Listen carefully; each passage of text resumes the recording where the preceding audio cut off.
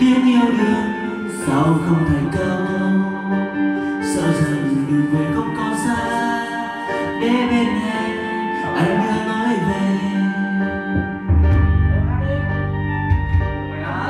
Anh đưa này chưa vương sầu lắm, nàng từ nàng muốn anh sao dịu dàng mong anh xin biết cây hoa đào. Đừng đơn phương đôi khi thấy em cười vơi, lòng anh sao xuyên. Nàng ơi hãy biết chăng anh đã yêu người lâu.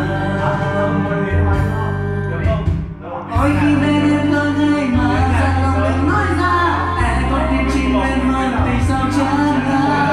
Giờ nuông vai anh, em hờn em dấu em mà cua đơn trên lối về. Anh xin yêu em đơn phương tha rằng mình đừng nói ra, để bên em ta chung về lối cũ. Dù lòng nhiều đớn đau nhiều anh từ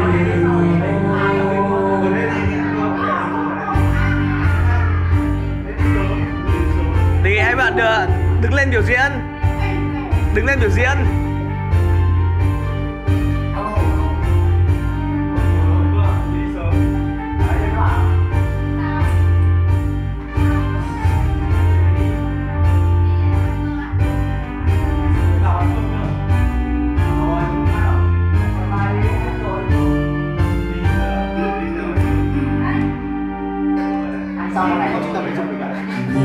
Đừng muốn nói tiếng yêu đương sao không thành câu, sợ rằng đường về không còn xa, để bên em anh đưa lối về.